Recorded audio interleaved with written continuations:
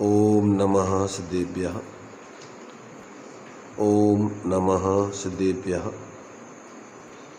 ओम नमः सिद्धेभ्यः। मंगलम भगवान वीरो मंगलम गौतमो गणी मंगलम कुंद कुंदाद्यो जैन धर्मोस्तु मंगलम सर्वमंगल मांगल्यम सर्वकल्याणकारकं प्रधानं सर्वधर्माणां जैनं जयतु शासनं जैनं जयतु शासनं जीवमजीवं तवं जिण भर बसे जननी दिठं देविन्दविन्दवन्दं वन्दे तं सर्वदा शिरसा।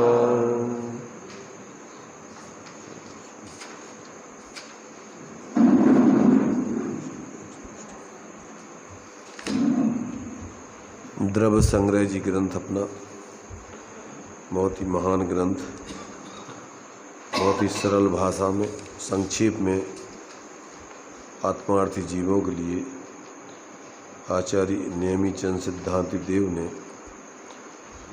जिनवाणी का निचोड़ इसमें संक्षेप में ला करके रखा है।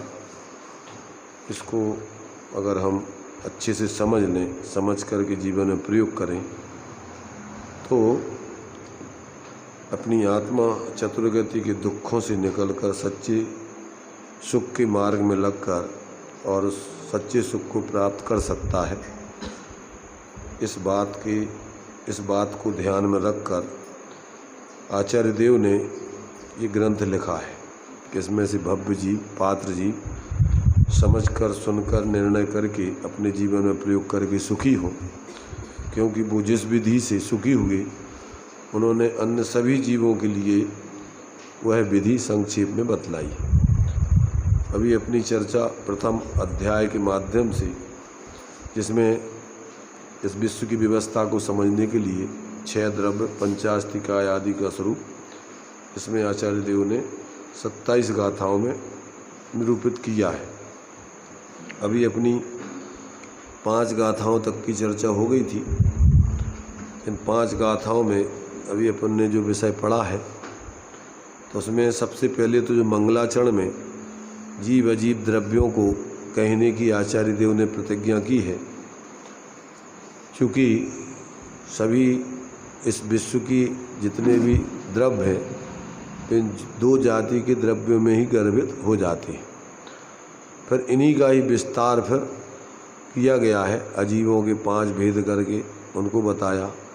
फिर जीव अजीव के ही विशेष के रूप में 7 तत्व 9 पदार्थों को स्पष्ट किया और फिर उसी जीव अजीव का भेद विज्ञान करके और फिर अपने स्वरूप की श्रद्धा ज्ञान लीनता करते हुए और सच्चे मोक्ष मार्ग की सिद्धि करते हुए जीव अपने स्वरूप का ध्यान करके और अपना प्रयोजन सच्चा सुख उसको सिद्ध करता है। इन सब बातों को बहुत ही सुंदर तरीके से इस ग्रंथ में आचार्य देव ने लिखा है। तो ये अभी 5 गाथाओं में अपन ने जो जीव अजीव को कहने की प्रतिज्ञा की थी, दूसरी गाथा में जीव के स्वरूप को कहने के लिए 9 बातों को समझना जरूरी है, जिसको अपन 9 अधिकार कहते हैं। 9 तरीके से उस जीव को समझना चाहिए, क्योंकि जीव के संबंध में ज़्यादातर ये 9 प्रकार की भ्रांतियाँ लोक में पाई जाती हैं। इसलिए लोग किसी प्रकार से जीव अपने बारे में भ्रमित न हो, तो उसका स्वरूप समझने के लिए ये 9 तरीके से जीव के स्वरूप का निरूपण किया है। तो उसमें जो 9 तरीके बतलाए थे वो लगभग सबके ज्ञान में होंगे। गाथा दूसरी याद होगी तो उसमें जो 9 तरीके से जीव को समझना है वो बराबर उसमें गाथा के पढ़ने से उसका भाव उसमें भाषित हो जाता है। तो इस दूसरी गाथा इसमें से कौन बोल देगा? दूसरी गाथा के स्वरूप को कौन बोलेगा? याद है सबको? बोलिए।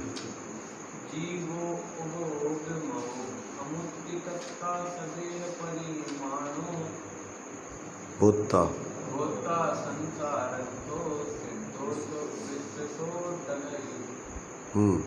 कितने हो गए? नौ अधिकार कौन कौन से? जो जीता है, उपयोगमय है, अमूर्तिक है, कर्ता है और स्वदेह प्रमाण है, भोक्ता है, संसार में स्थित है, सिद्ध है और स्वभाव से ऊर्ध्वगमन करने वाला है।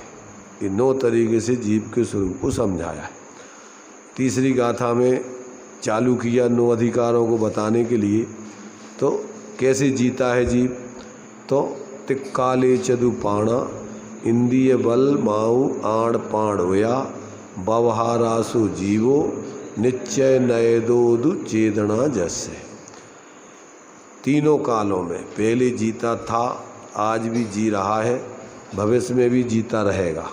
व्यवहार से 4 प्राणों से, संसार दशा में जीव व्यवहार से 4 प्राणों से जीता था, जी रहा है, जीता रहेगा। तो सामान्य से 4 प्राण हैं, इंद्रिय, बल, आयु, श्वासोच्छ्वास। अब इंद्रियों में आगे जितनी जितनी एक इंद्री से लेकर 5 इंद्री तक के जीव बढ़ते जाएंगे, उनकी एक एक इंद्री बढ़ती जाएगी। तो सामान्य से इंद्री में सब इंद्री वाले जीव आ जाते हैं। बल में 3 प्रकार के बल बतलाए थे कि मनोबल, वचन बल, काय बल। ये 3 बल माने लोक में जीवों के साथ में पाए जाते हैं। बोलने की सामर्थ्य, सोचने की सामर्थ्य और शरीर से प्रवृत्ति करने की सामर्थ्य। तो ये जो है ये उनके पास पाई जाती है माने संसार दशा में। तो ये 3 बल है उसके पास। माने वीर का इसमें आत्म सामर्थ्य इसमें लगता है क्षयोपशम ज्ञान के बल से। क्षयोपशम, वीर आदि भी उसमें साथ में होता है। तो वो जो है ये 3 बल है। और आयु एक निश्चित समय तक के लिए संसार में उसके लिए एक एक पर्याय में रहना पड़ता है, वो आयु कहलाती है। आयु की परिभाषा संसार में एक शरीर में एक निश्चित समय तक रोके रहे, उसका नाम है आयु। और श्वासोच्छ्वास, श्वासोच्छ्वास माने अपने लिए आण पाण बोलते हैं। श्वास लेना और छोड़ना, ऑक्सीजन जो है लेकर के छोड़ी जाती, तो उसके माध्यम से जो है ये जीव संसार में इस शरीर आदि के माध्यम से उसका जीवन रहता है। तो ये 10 प्राण जो है संसार दशा में जीव के पाए जाते हैं। ये व्यवहार से है। परमार्थ से तो जीव कैसे चेतन प्राणों से जीता था, जी रहा है और जीता रहे। निश्चय नए दो चेतना जैसे। चेतना माने जानना, देखना। वो अपने उस चैतन्य प्राण से ज्ञाता स्वभाव से वो निरंतर पहले जी रहा था, अभी भी जी रहा है, आगे जिएगा। तो ये जीव का जीवन व्यवहार से और परमार्थ से ये तीसरी गाथा में बताया। अब आगे जीव का उपयोगमय है।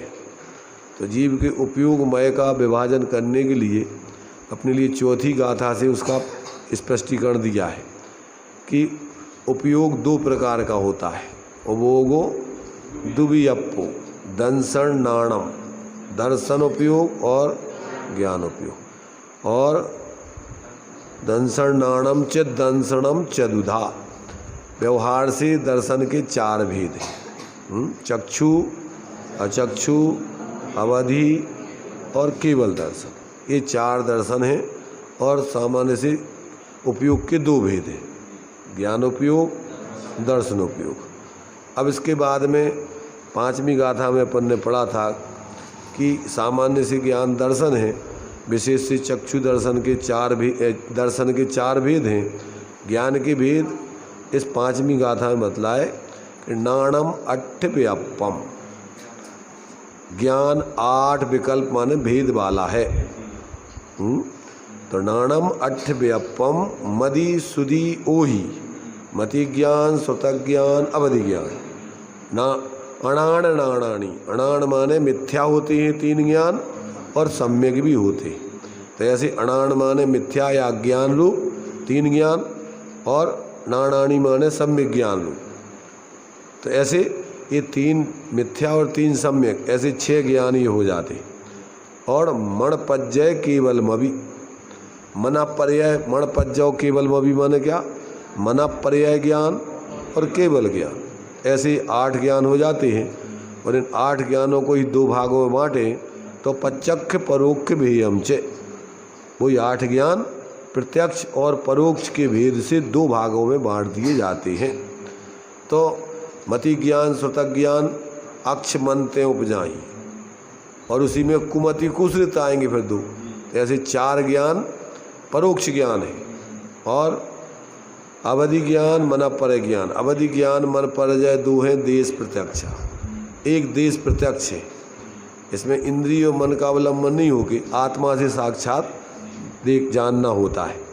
और मन पर्याय ज्ञान ये जो है, चूँकि दूसरों के मन में स्थित विचारों को, रूपी पदार्थों के विचार आदि को जो ज्ञान क्या है जानता है प्रत्यक्ष, माने वो कोई आँखों से या कोई और चीज़ से नहीं हो, वो तो अपने ज्ञान की विशुद्धता जो मन पर्याय ज्ञान की होती है। पहले तुमने क्या सोचा था, अभी क्या सोच रहे हो, भविष्य में क्या सोचोगे, तो मन पर्याय ज्ञान ये भी जो है मन एक प्रकार से दूसरों के त्रिकालवर्ती मन की बातों को जान लेता है, रूपी पदार्थ संबंधी जो विचार चलते हैं।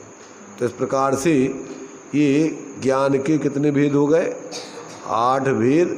और इन्हीं के लिए जो है अपन ने जो प्रत्यक्ष परोक्ष में बांट दिए, तो 4 परोक्ष और 2 देश प्रत्यक्ष, अवधि ज्ञान मन पर्याय 2 है देश प्रत्यक्ष, और सकल द्रव्य के गुण अनंत पर्याय अनंता जाने, एक केवल ज्ञान ये जो है सकल प्रत्यक्ष कहलाता है। ऐसे जो है ज्ञान के 8 भेद हैं। अब इसके लिए आगे 6वीं गाथा जो दी गई है उपसंहार के रूप में ऐसी उपयोग की, तो अब इसमें जो है देखिए वैसे 4 परोक्ष ज्ञान, तो एक देश पर प्रत्यक्ष और एक प्रत्यक्ष, तो 7 तो भाई 8 हाँ 7 तो भाई 4 परोक्ष, 4 परोक्ष, 2 एक देश प्रत्यक्ष, 2 एक देश प्रत्यक्ष में अवधि ज्ञान के मिथ्या और सम्यक भेद होते हैं। तो अवधि ज्ञान के 2 भेद अकेले के होंगे, और मन पर्याय ज्ञान 3 हो गए, तो 4 3 7, और एक केवल ज्ञान हो गया 8। कुमति ज्ञान भी एक देश प्रत्यक्ष है, इसलिए वो अवधि ज्ञान में दोनों आ जाएंगे।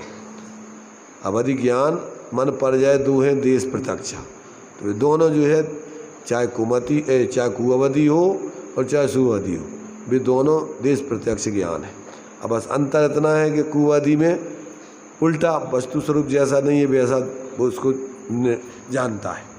इस प्रकार से मिथ्यात के आत्मा से भी उल्टा जानता नहीं, आत्मा से जानता है, साथ में मिथ्यात है।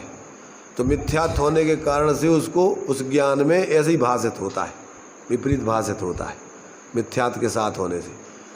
तो इस प्रकार से वो जो है 8 प्रकार के ही ज्ञान हो जाते हैं।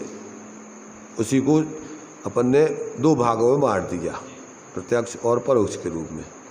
अब इसको जो है टीका में थोड़ा इनका विस्तार दिया हुआ है, अगर इसको समझ पढ़ना हो तो इसको टीका के विस्तार से पढ़ सकते हैं अपन, जिसको ये 8 प्रकार के ज्ञान और प्रत्यक्ष परोक्ष। गड़बड़ हो रहा है क्या, सही नहीं है सेट कोई?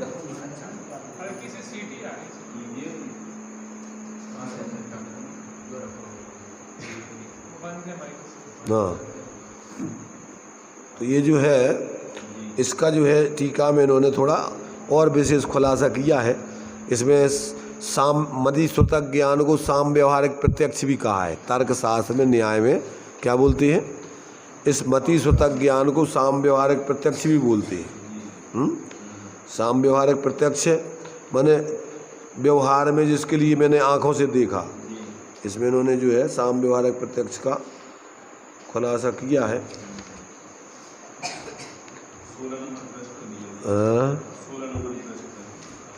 16 16 नंबर पृष्ठ पे दिया है इसका साम व्यवहार प्रत्यक्ष का।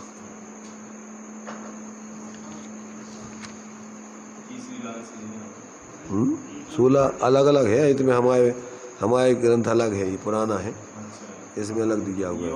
पढ़ो, तुम पढ़ो, चलो। नहीं, साम व्यवहार प्रत्यक्ष 8 प्रकार का है।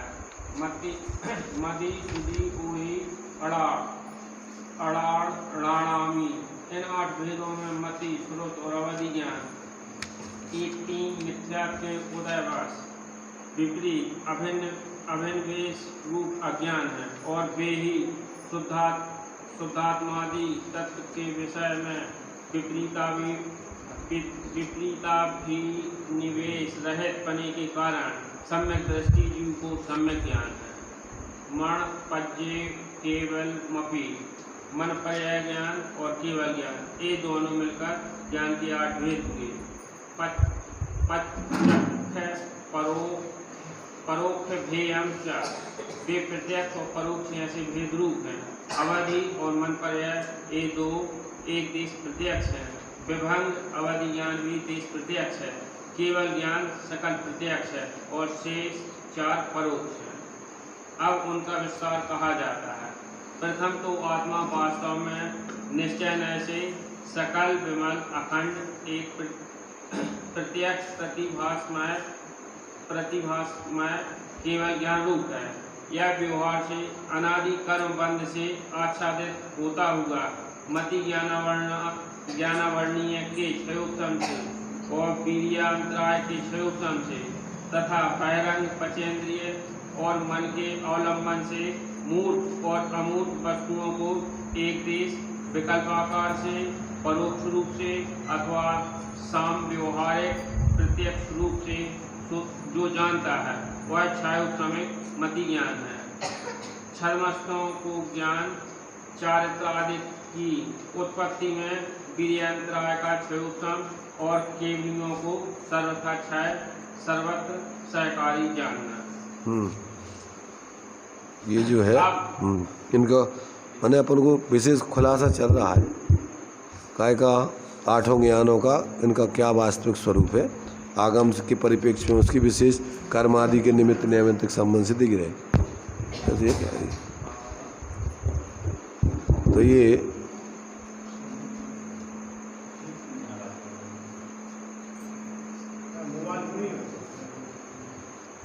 तो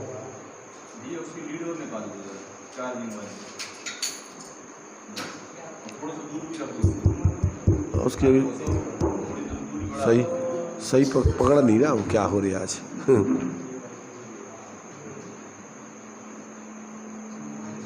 हाँ, कुछ ना कुछ डिस्टर्बेंस है, चलो कोई बात नहीं, चलिए। जो ठीक चल रहा है क्या? हेलो हेलो हेलो हेलो, अब आवाज़ सही नहीं पकड़ रहा, ऐसा लग रहा। हेलो हेलो हेलो, हाँ हेलो हेलो हेलो, ठीक है रहने, चलो। तो इसमें देखिए मति श्रुत ज्ञान जो है इसको अपने लिए यहाँ पर ये कह रहे हैं कि इसको साम व्यवहारिक प्रत्यक्ष भी बोलते हैं। लोक में जो है साम व्यवहारिक प्रत्यक्ष क्या है, लोक में जिसके लिए कि हमने आँख से प्रत्यक्ष देखा, जैसे आगे दिया देखी। अब सम व्यवहार का लक्षण या स्वरूप कहा जाता है। समीचीन व्यवहार वह सम व्यवहार है। प्रवृत्ति निर्वृत्ति स्वरूप सम व्यवहार कहलाता है। जो सम व्यवहार में हो वह साम व्यवहारिक प्रत्यक्ष, जैसे कि घट का रूप मैंने प्रत्यक्ष आँखों से देखा, लोक में कि मैंने आँख प्रत्यक्ष देखा, तो इसको लोक में जो है न्याय की भाषा में प्रत्यक्ष कहते हैं, सम व्यवहार में लोक व्यवस्था में। परंतु परमार्थ से देखा जाए तो ये परोक्ष ज्ञान ही है, क्योंकि 5 इंद्रियों मन आदि के माध्यम से जो है ये मति श्रुत ज्ञान प्रवर्तमान होते हैं।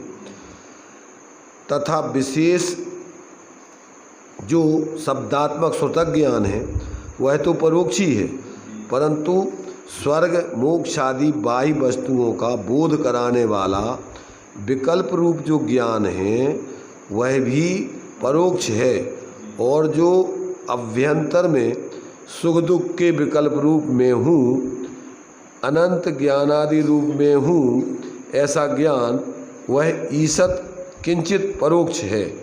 और जो निश्चय भाव श्रुतक ज्ञान है वह शुद्धात्माभिमुख होने से सुख के संवेदन स्वरूप है।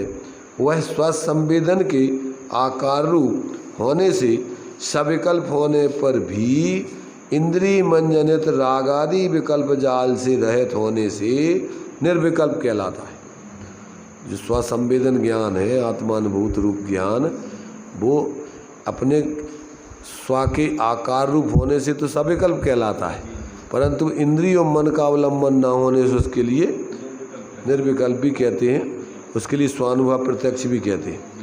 तो इस प्रकार से सविकल्प होने पर भी इंद्रिय मंजनित रागादि विकल्प जाल से रहित होने के कारण निर्विकल्प है।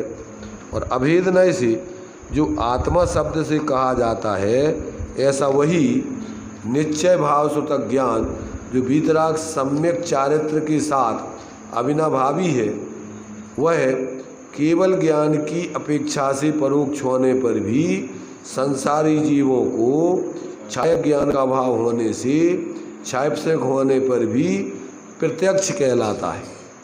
उनको स्वानुभव, अपने अनुभव प्रत्यक्ष हो रहा है।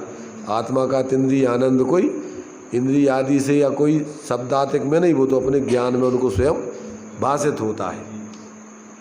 यहाँ शिष्य पूछता है, आद्य परोक्षम, ऐसा तत्वार्थ सूत्र में मति श्रुतक ज्ञान इन दो ज्ञानों को परोक्ष कहा है, तो फिर श्रुतक ज्ञान प्रत्यक्ष किस प्रकार है, उसका निराकरण किया जाता है। वह उत्सर्ग क्या व्याख्यान है, और यहाँ जो कथन है वह अपवाद व्याख्यान जानना। यदि यह वह उत्सर्ग कथन न होता तो तत्वार्थ सूत्र में मति ज्ञान को परोक्ष किस प्रकार कहा है, और तर्कशास्त्र माने तर्कशास्त्र में वही मति ज्ञान साम व्यवहारिक प्रत्यक्ष किस प्रकार हो गया। अतः ऐसा समझना कि जिस प्रकार अपवाद व्याख्यान से मति ज्ञान को परोक्ष होने पर भी प्रत्यक्ष ज्ञान कहा है, उसी प्रकार स्व आत्माभिमुख भाव श्रुतक ज्ञान को भी परोक्ष होने पर भी प्रत्यक्ष कहा है। तथा यदि वह एकांतिक परोक्ष हो तो सुख दुख आदि का संवेदन भी परोक्ष हो जाता है, परंतु ऐसा तो नहीं है। अपने लिए तकलीफ हो रही, बुखार चढ़ा है और कोई बीमारी हो रही है, तो भैया क्या बात है डॉक्टर, मुझे हमें बहुत तकलीफ हो रही साहब। कहाँ है तकलीफ, बताओ हमारे लाने, दिखाओ। क्या करेगा, क्या कैसे दिखाएगा वो? उसके लिए उसका संवेदन हो रहा है, प्रत्यक्ष वो कह रहा भैया हमें बहुत प्रत्यक्ष में तकलीफ महसूस हो रही, तो वो उसके अनुभव प्रत्यक्ष है वो तकलीफ। ऐसे ही आत्मा का जब अनुभव किया जाता है तो वही स्वानुभव प्रत्यक्ष है, वो कोई शब्दों में बाहर से दिखाया नहीं जा सकता, उसका तो वेदन संवेदन किया जाता है। ऐसे ही जो है कहते हैं मति श्रुतक ज्ञान भी संवेदन के काल में वो प्रत्यक्ष कहलाते हैं, वो भी केवल ज्ञान की अपेक्षा परोक्ष है, अथवा अवधि ज्ञान मनःप्रय ज्ञान की अपेक्षा ऐसे प्रत्यक्ष नहीं है, परंतु वो अंदर में जो वेदन हो रहा है वो वेदन अपने स्वयं के अनुभव में आ रहा है, इसलिए वो प्रत्यक्ष कहलाता है। वही आत्मा अवधि ज्ञानावरण के क्षयोपशम से मूर्त वस्तु को विकल्प सहित साकार रूप से जो एक देश प्रत्यक्ष जानता है वह अवधि ज्ञान है। और जो मनःप्रय ज्ञान ज्ञानावरण कर्म के क्षयोपशम से तथा वीर्य अंतराय के क्षयोपशम से अपने मन के अवलंबन द्वारा अन्य के मन में रहे हुए मूर्त पदार्थों को विकल्प सहित यानी साकार रूप से एक देश प्रत्यक्ष जानता है, वह यह मति ज्ञान पूर्वक मनःप्रय ज्ञान जानना चाहिए। माने वो दूसरों के मन में क्या चल रहा है, ऐसे मति ज्ञान यह इच्छा मति ज्ञान पूर्वक और दूसरों के मन का जो है वो विशेष रूप से उनके ज्ञान में ज्ञात होता है, इसलिए वो उसका दर्शन नहीं होता है। श्रुतक ज्ञान और मनःप्रय ज्ञान का दर्शन नहीं है, क्योंकि ये मति ज्ञान पूर्वक होते दोनों। मति पूर्वम श्रुतम और यह ज्ञान मति ज्ञान पूर्वक मनःप्रय ज्ञान होता है। तो इस प्रकार से इसलिए इनके दर्शन नहीं होते, 4 दर्शन बतलाए। निःशुद्धात्म तत्व का सम्यक श्रद्धान ज्ञान चारित्र जिसका लक्षण है, ऐसे एकाग्र ध्यान द्वारा केवल ज्ञानावरण आदि 4 घातीय कर्मों का नाश होने पर जो उत्पन्न होता है वह एक समय में समस्त द्रव्य क्षेत्र काल भाव को ग्रहण करने वाला सर्व प्रकार से उपादेयभूत केवल ज्ञान जानना चाहिए। इस प्रकार ज्ञान दर्शन दोनों उपयोगों के व्याख्यान का नए विभाग से उपसंहार अब आगे 6वीं गाथा में करते। तो इस प्रकार से 8 ज्ञान और प्रत्यक्ष परोक्ष की व्याख्या यहाँ इन्होंने इसमें टीका में इन्होंने करके बतला दी। किस प्रकार ये 8 ज्ञान किस प्रकार से हैं और इनमें से प्रत्यक्ष और परोक्ष किस रूप में कौन कौन से ज्ञान कहलाते हैं, उसमें क्या विवक्षा आती है, कौन सी अपेक्षा आती है। इस प्रकार से अपन को ये 8 ज्ञानों के बारे में प्रत्यक्ष परोक्ष आदि से संबंधित ऐसी जानकारी पूरी दे दी गई। अब आगे उपसंहार के रूप में इन उपयोगों के दर्शन और ज्ञान उपयोगों के 4 और 8 भेदों को वास्तव में उसका माने मूल स्वरूप क्या है, उसका क्या प्रयोजन है, अब उसका स्पष्टीकरण करते हैं। देखिए गाथा 6 बोलेंगे सब लोग। अब उपयोग का ये 3 गाथाओं में पूरा उपसंहार, अंत में जो है ये इन दोनों गाथाओं का उपसंहार समेट करके इस तीसरी गाथा में कर रहे हैं। 6 नंबर की गाथा है, हम बोलेंगे, आप लोग उसको पहले दोहराएंगे। 8 चतुर्णान दंसण सामण्णम जीव लक्षणम भणियम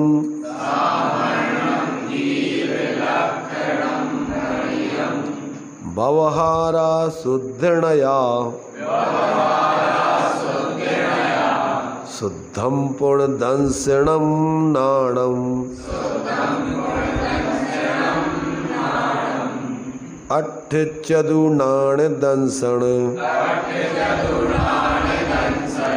सामण्णम जीव लक्षणम भणियम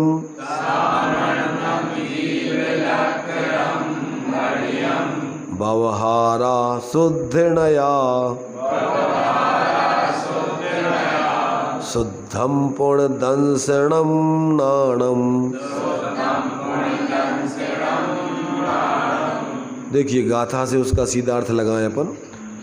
8 चतु नाण दंसण, 8 नाण चतु दंसण, क्रम से दोनों पे लगाना है। 8 ना ज्ञान और 4 दर्शन। सामान्यम जीव लक्षणम भणियम, सामान्य से जीव का लक्षण, भणियम माने कहा गया है व्यवहारा, व्यवहार से। क्या हो गया इसका अर्थ? व्यवहार से 8 ज्ञान 4 दर्शन सामान्य से जीव का लक्षण कहा गया है। और शुद्ध नया, शुद्ध नय से शुद्धम पुण्य दंसणम नाणम, शुद्ध दर्शन और शुद्ध ज्ञान जीव का लक्षण जानना चाहिए। शुद्ध नय से पुनः यानी जीव और जीव का लक्षण, दर्शन और ज्ञान जानना चाहिए। अब क्या मतलब हुआ इसका? देखो, ज्ञान एक गुण है, उसका परिणमन 8 प्रकार का होता है पर्याय में।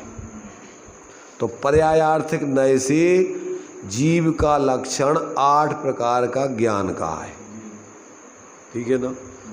अब इसमें सामान्य से और व्यवहार नय से, क्योंकि भेद करके कथन है और सामान्य माने सभी जीवों का लक्षण इसमें गर्भित हो जाता है। सामान्य की परिभाषा दी है कि विवक्षा का अभाव जिसमें हो उसका नाम सामान्य है।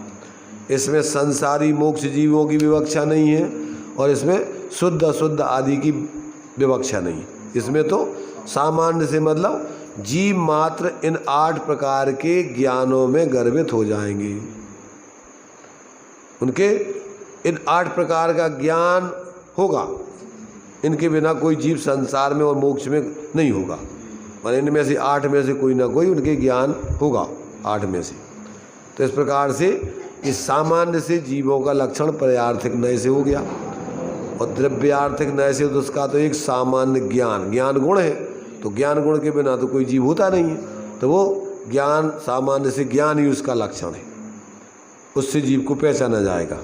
और दर्शन में 4 दर्शन, चतुर्दर्शन, इनके बिना कोई संसार में जीव नहीं होगा। चक्षु दर्शन, अचक्षु दर्शन, अवधि दर्शन, केवल दर्शन, ये 4 दर्शन पर्यार्थिक नय से होंगे।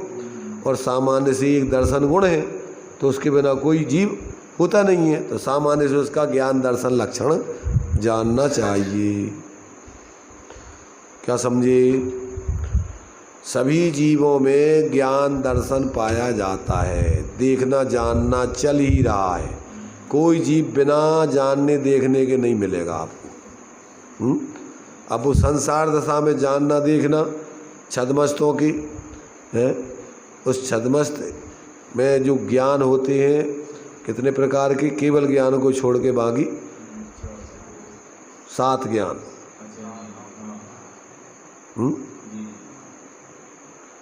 मति, श्रुत, कुमति, कुश्रुत, अवधि, कुअवधि, मना पर्या, इन ज्ञानों में ही होगी कोई ना कोई, इनके बिना नहीं रह सकती।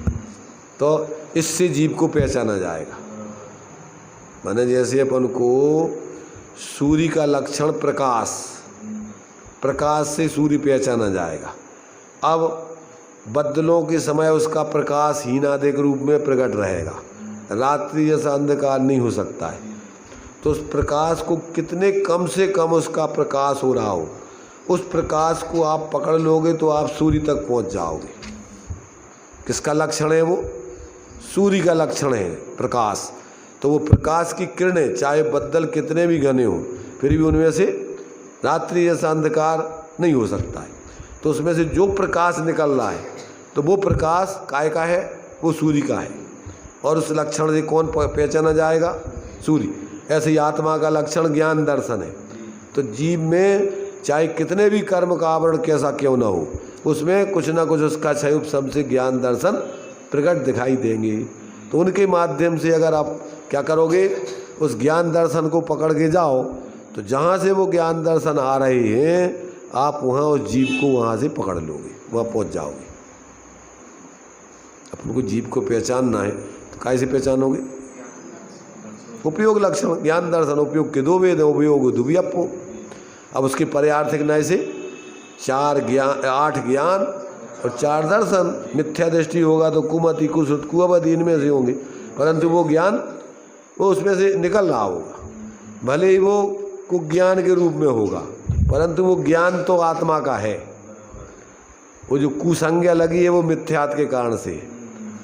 मैंने जैसे ऐसा सोच लो कि ये जो बल्ब में प्रकाश निकल रहा है, अब इस प्रकाश के ऊपर आप पन्नी लगा दो, हरी, पीली, नीली, परंतु वो जो प्रकाश है वो तो आपको कहाँ ले जाएगा? वो उस बल्ब तक पहुँचा देगा कि वहाँ से निकल रहा है। तो अब वो पन्नी बीच में है, अब वो पन्नी से हट के देखो तो अंदर तो उसका एक सामान्य प्रकाश है। ऐसे ही मिथ्यात्व के कारण से आपके ज्ञान में विपरीतता हो जाती, समझ रहे ना? परंतु वो ज्ञान कहाँ से आ रहा है? वो आत्मा में से आ रहा है। अगर उस ज्ञान को पकड़ के जाओ आप, तो कहाँ पहुँच जाओगे? आत्मा में पहुँच जाओगे, आत्मा को पकड़ लोगे। तो ये अपन को जीव का लक्षण बतलाया है। सामान्य से, व्यवहार नय से, यानी जीव का पर्यायार्थक न्याय से संसार मोक्ष दशा में जीव इन 8 ज्ञानों में से कोई ना कोई ज्ञान में पाया जाएगा। इनके बिना जीव नहीं मिलेगा। 4 दर्शनों में से कोई ना कोई दर्शन इनके पाया जाएगा। इनके बिना कोई जीव नहीं मिलेगा संसार और मोक्ष में। इनके माध्यम से आप जीव को पहचान सकते हो। तो ये जीव को जानने के क्या है? लक्षण है। जीवो उपभोगमो, जीव जो जीता है तो निश्चय से चैतन्य प्राणों, व्यवहार से 4 अथवा 10 प्राणों से, इसके बिना नहीं मिलेगा जीव। तो ये अपने लिए जीव को समझने के लिए जो जीता है, जो उपयोगमयी है। कितनी गाथाएं हो गई? 6 गाथाओं तक, माने दो अधिकारों को समझाने के लिए अपन ने 4 गाथाएं पढ़ ली। जो जीता है और जो उपयोगमयी है। उपयोगमय को समझने के लिए 3 और एक जो जीता है उसके लिए 1, और एक सामान्य से जीव के स्वरूप को समझने के लिए 9 अधिकार, ऐसे 5, और पहला मंगलाचरण की गाथा और जीव अजीब कहने की प्रतिज्ञा, ऐसी जो अपनी ये 6 गाथाओं की जानकारी। अब इसको अपन गाथा के जो टीका है उसको भी थोड़ा पढ़ लेते हैं ताकि उसका भाव भाषण हो सकता है। तो ये सबकी समझ में आ गया। ये अपनी चर्चा चल रही है। ये जीव माने क्या? जीव माने प्रत्येक, जो भी चेतना धारण, चेतना को लिए हुए है वो सब जीव है। वो प्रत्येक जीव अपनी अपनी अपनी सत्ता को लिए हुए है, वो किसी अन्य की सत्ता से विद्यमान नहीं है। भले ही साथ में शरीर आदि हैं, तो ये तो संयोग है, ये तो छूटते मिलते छूटते हैं, परंतु अपना स्वरूप कभी नष्ट नहीं होता है, कभी उसका उत्पाद नहीं हुआ है, अनादि अनंत रहता है। उसके लक्षण उसमें सदा व्याप्त हैं। ज्ञान दर्शन के से रहित कभी नहीं हो सकता है। राग द्वेष मोह का अभाव हो सकता है घटते बढ़ते, परंतु ज्ञान सामान्य से ज्ञान आत्मा में सदा। कितना ज्ञान? अनंत ज्ञान, अनंत काल तक जानने का काम करो, उसमें कोई ज्ञान की कमी आने वाली नहीं है। जैसे सूर्य में से प्रकाश निकलता रहे तो कितना कम हो जाएगा प्रकाश, उससे ही बना है वो। तो रत्न में से जैसे प्रकाश निकलता है तो रत्न में से प्रकाश कितना कब तक निकलता रहेगा, वो तो उससे ही बना है। ऐसे ही अपना आत्मा ज्ञान आदि से ही बना है, अपने चैतन्य स्वरूप से ही बना है, स्वभाव से ही चैतन्य है। और ये तो कर्म के उदय से बाह्य परिस्थितियों में जीव क्या है, इस शरीर आदि के संयोग मिलते हैं, तो ये तो मिलते बिछुड़ते हैं, परंतु अपने आत्मा के अनंत गुणात्मक ऐसा आत्मा न कभी पैदा हुआ न कभी नष्ट होना है। वो तो अज्ञान दशा में संसार में 4 गति 84 लाख योनियों में घूम रहा है। देखो अपन बोलते हैं सूर्य उग आया, सूर्य डूब गया, पर ये कथन सही नहीं है। क्यों? न सूर्य कभी उगता है न कभी डूबता, घूमता है। वो तो क्या करता है? वो तो सुमेरु की परिक्रमा घूमता है। ऐसे ही आत्मा ना उगता है ना डूबता है, ना जन्म होता है ना मरता है, वो क्या करता है? वो तो घूमता है संसार में 4 गतियों में, और जब संसार से पार हो जाता है तो एक स्थान पर रही है अनंत काल यथा तथा से पर। 2.5 दीप के बाहर जितने सूर्य चंद्रमा हैं वे कैसे हैं? वे सब स्थिर हैं, वे घूमते नहीं हैं। ऐसे ही अपने संसार की परिधि को पार हुए कि आत्मा का घूमने का काम खत्म। ये 2.5 दीप इसमें ही पूरा ये संसार की स्थिति बने, जैसे घूमने की सूर्य की है चंद्रमा। ऐसे ही अपन जब तक ये बाहर के संयोग इनमें उलझते रहेंगे, कर्म करते रहेंगे, उनके उदय को भोगते रहेंगे, तब तक घूमना चलेगा।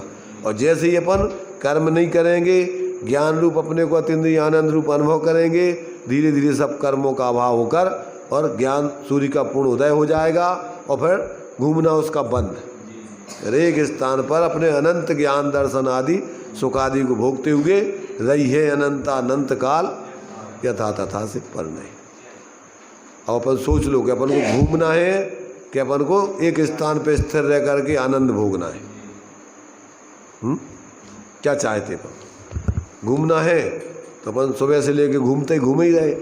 शादी में अभी अपन घूमते ही चक्कर लगवाते हैं।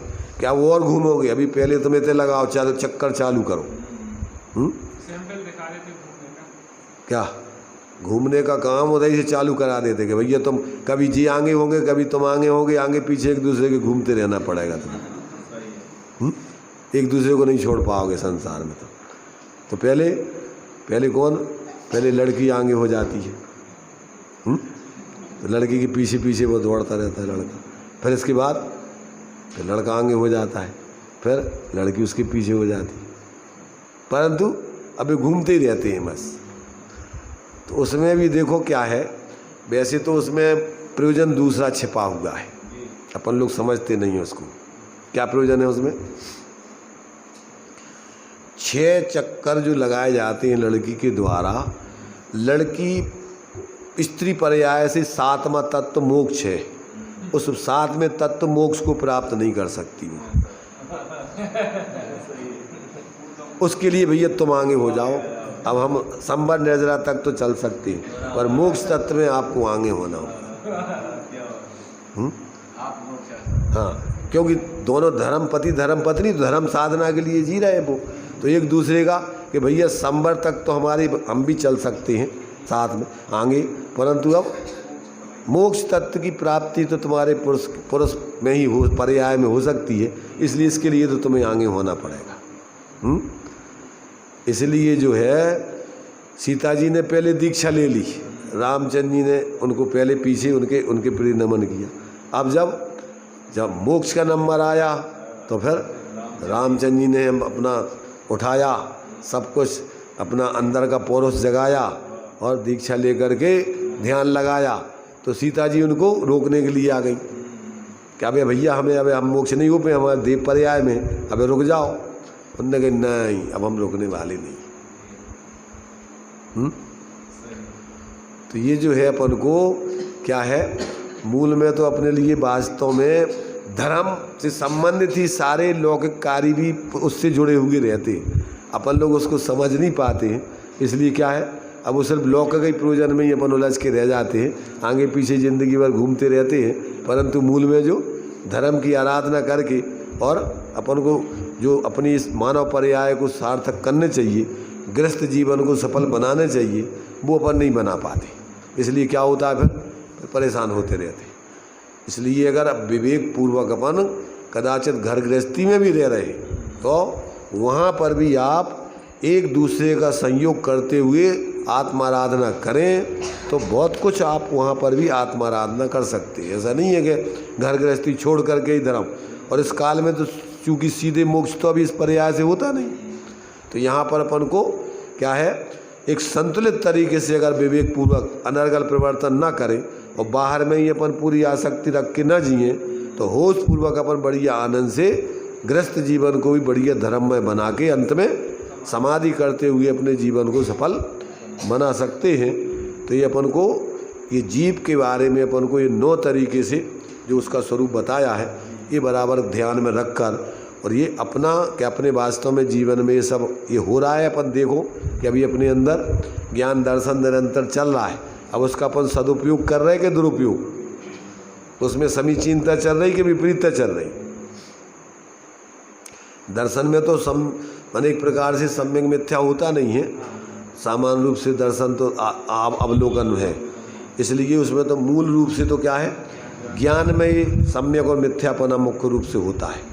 तो अब जो है, जब ज्ञान में तत्वों का निर्णय होकर अपने स्वरूप का संवेदन करते हुए व्यक्ति जीता है, तो फिर इन पर पदार्थों में वो मूर्छित होकर नहीं जीता है, इनमें मिथ्या कल्पना नहीं करता है, यथावत अपने से भिन्न जानते हुए बढ़िया अपनी स्वरूप की आराधना करते हुए जीता है, इसलिए उसका जीवन मंगलमय बनता है। तो ये अपन को जो है 6 गाथाओं तक की अपन ने जो है ये चर्चा उपयोग लक्षण माने जो 3 गाथाओं में उसका स्वरूप समझाया कि 8 ज्ञान 4 दर्शन और ज्ञान के प्रत्यक्ष और परोक्ष, इनके 8 किस भेद कर दिए जाते हैं। और यदि इसका उपसंहार के रूप में लेवें तो 8 ज्ञान 4 दर्शन, क्या है इसमें, 8 चतुर्णाण नहीं, 8 चतुर्णाण दंशन सामण्यम जीव लक्षणम भणियम व्यवहारा शुद्धनया शुद्धम पुणदंशनम नाणम। सामान्य से शुद्ध ज्ञान और दर्शन ही उसका लक्षण है, और व्यवहार से पर्यार्थिक नए से विचार करो तो उसके 8 ज्ञान और 4 दर्शन। इसमें संसार मोक्ष आदि कोई भेद प्रभेद नहीं है, सामान्य का मतलब सब जीवों का व्यवहार से लक्षण 8 ज्ञान और 4 दर्शन समझना चाहिए। ये इसमें देखो टीका में भी इन्होंने यही खुलासा किया है, इसमें दिया इन्होंने, देखिए पढ़ सकते हैं, जोर से कौन पढ़ेगा, अच्छे से कोई पढ़े जोर से। व्यवहार न्याय से 8 प्रकार का ज्ञान और 4 प्रकार का दर्शन, यह सामान्य रूप से जीव का लक्षण कहा है। शुद्ध नैक की अपेक्षा से शुद्ध ज्ञान दर्शन को जीव का लक्षण कहा है। पढ़ो। हाँ और पढ़ो तो ठीक है। 8 प्रकार हिंदी पढ़ते जाओ। 8 चतुर्णाम दर्शन हिंदी। 8 प्रकार के ज्ञान और 4 प्रकार के दर्शन को सामान्य रूप से जीव का लक्षण कहा है। यहाँ सामान्य इस कथन का अर्थ है, सामान्य इस कथन का क्या अर्थ है? यह अर्थ है कि इस लक्षण में संसारी जीव अथवा मुक्त जीव की विवक्षा नहीं है, अथवा शुद्ध या अशुद्ध ज्ञान दर्शन की विवक्षा नहीं है। ऐसा अर्थ किस प्रकार है? विवक्षा का अभाव यह सामान्य का लक्षण है, ऐसा वचन होने से। मनु पर संस्कृत में दिया हुआ है, उसका हिंदी है ये। वह टीका जो ब्रह्मदेव सूरी ने की है तो उसमें इन्होंने दिया है कि कस्मात् सामान्यम जीव लक्षणम भणितम, तो कहते व्यवहारा, व्यवहारात यानी व्यवहार नयात, अत्र केवल दर्शन ज्ञान। ये दिया नीचे इन्होंने जो सामान्य का क्या अर्थ दिया है, तो यहाँ पर इन्होंने दिया है कि सामान्य कस्मा विवक्षाया अभावा सामान्य लक्षणम इति वचनात्, माने आगम में इस प्रकार से सामान्य का अर्थ दिया है। क्या अर्थ दिया है? सामान्य, जैसे अपन कहते भैया सामान्य से सब मनुष्य हैं, तो सामान्य से सब मनुष्य मतलब क्या? कोई जाति पाति इसमें नहीं लगाना, सब जीव की दृष्टि से विचार करो तो सब मनुष्य हैं उसमें। स्त्री नहीं अलग, पुरुष अलग नहीं, नपुंसक अलग नहीं, जैन अलग नहीं, अजैन अलग नहीं, कोई जाति पाति कोई भेद प्रभेद नहीं, सब पूरे विश्व के क्या है, सब मनुष्य हैं।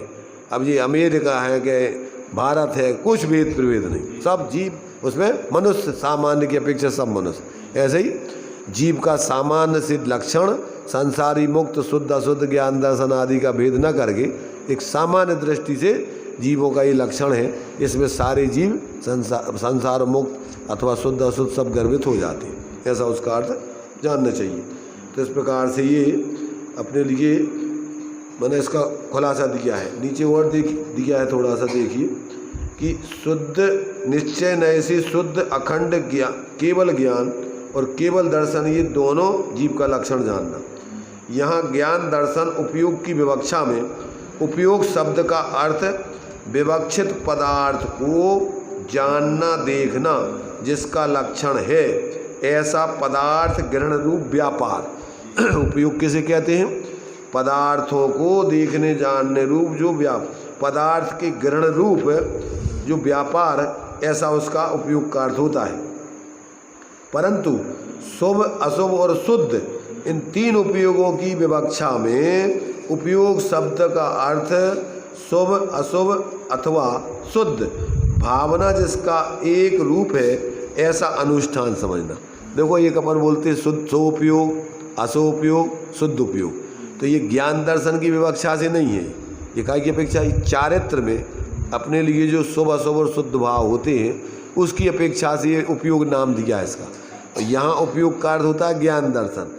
तो ज्ञान दर्शन में अपन को 8 ज्ञान और 4 दर्शन लिए हैं। तो इस प्रकार से यहाँ पर जो है माने उपयोग का अर्थ, और यहाँ उपयोग का अर्थ यहाँ लिया है पदार्थों का ग्रहण, ज्ञान दर्शन की अपेक्षा पदार्थों का क्या है?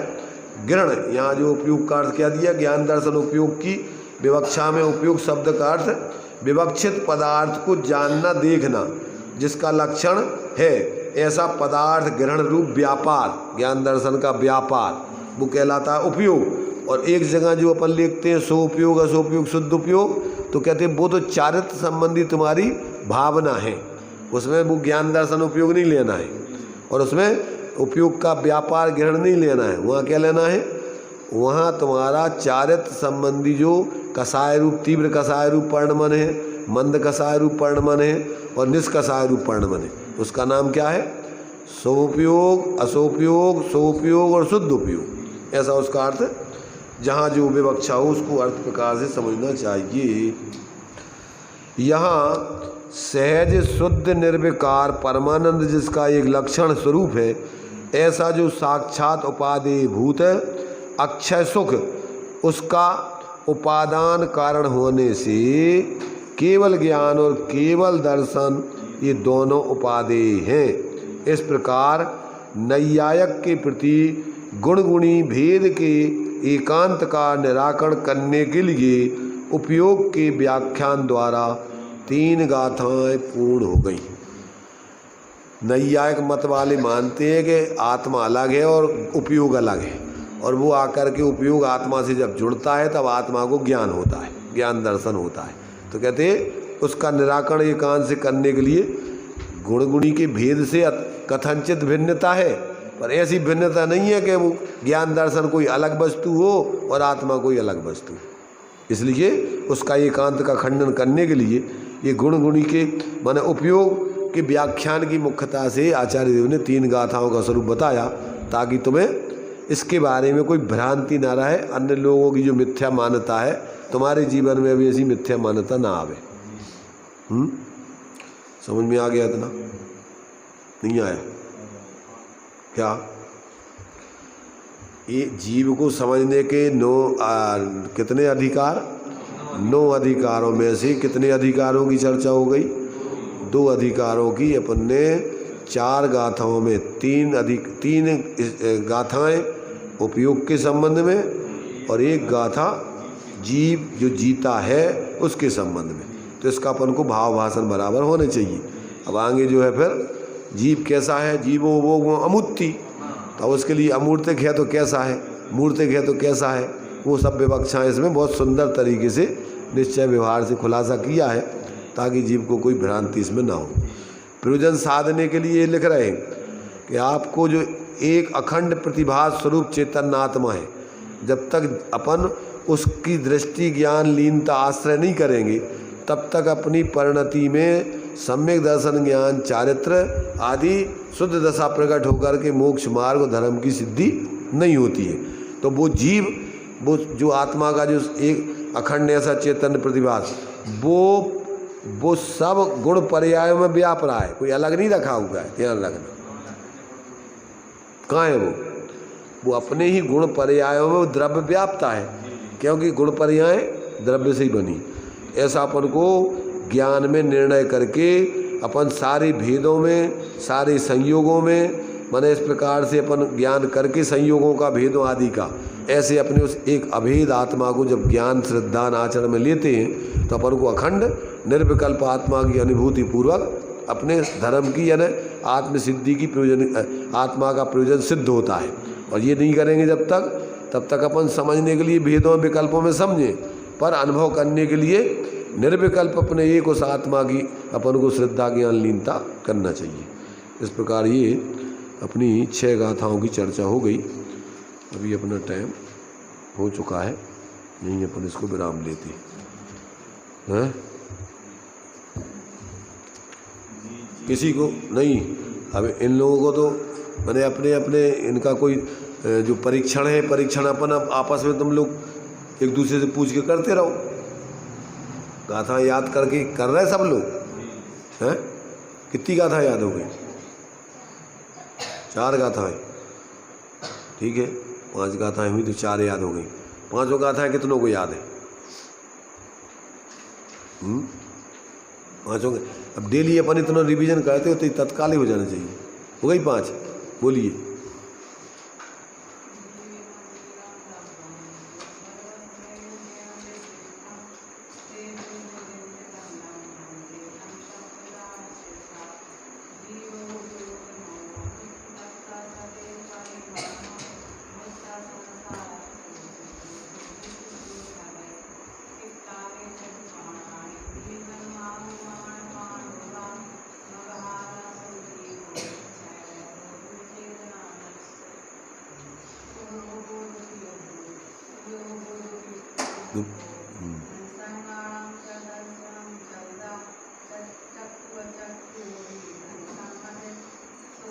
दंसण मद केवल। और हो गई 5? बोलो आगे एक बार।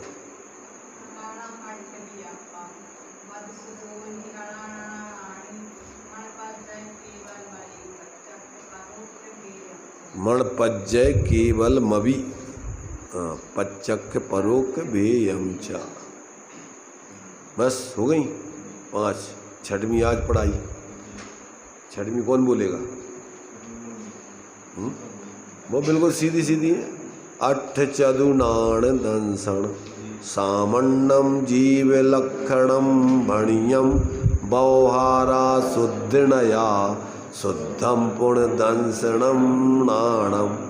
बहुत माने सरल है, बिल्कुल लोरी जैसी है। अगर थोड़ी सी अपन रुचि से पढ़ो ना तो 1-2 बार में ही अपन वो तैयार हो जाएंगे। और ये पूरा माने 58 गाथाओं अगर इसको याद करें और अपन बीच बीच में कभी भी पाठ कर लो, पूजा करवे आए पाठ, भगवान के दर्शन कर रहे गाथाएं बोल लो, ये सब उन्हीं की भगवान की आज्ञा का पालन है। तो इसमें क्या है कि आपको पूरा विषय, अब गाथाओं से सीधा अर्थ निकालते जाओ, पूरा का पूरा आपके ज्ञान विषय।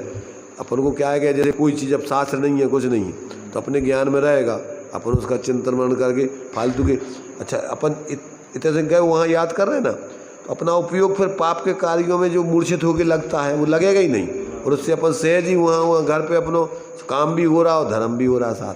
क्यों कि वो तो उपयोग का खेल है सब, उसमें अपन एकत्र बुद्धिपूर्वक लगते हैं तो पाप होता है, और ज्ञान अपना लग रहा है समझने में और काम चल रहा है सहजता में, तो अपन कोई मैंने उसमें किसी प्रकार का परिणाम विकृत नहीं होती।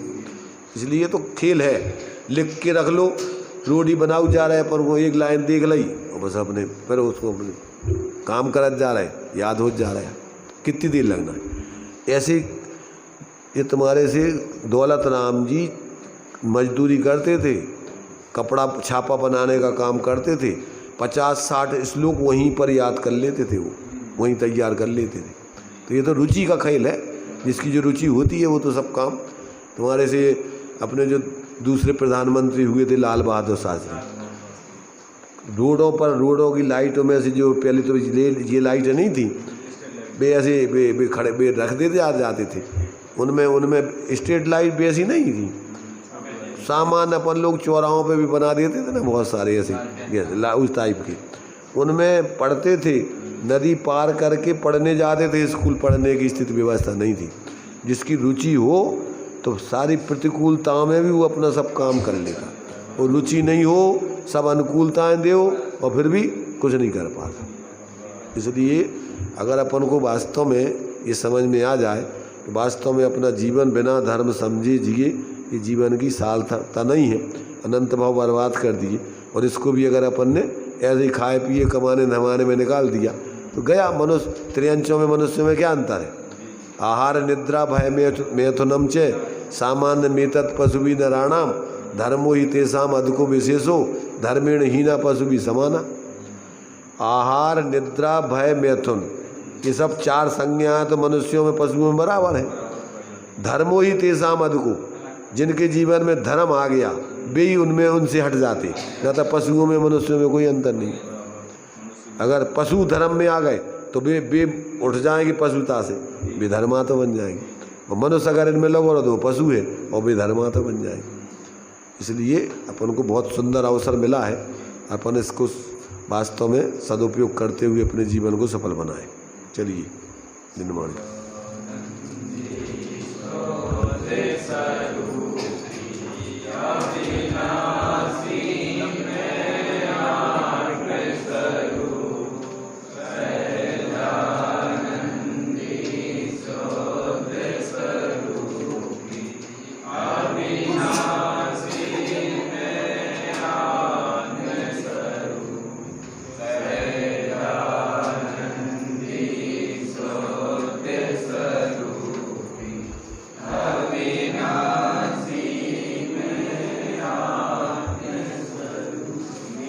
नीति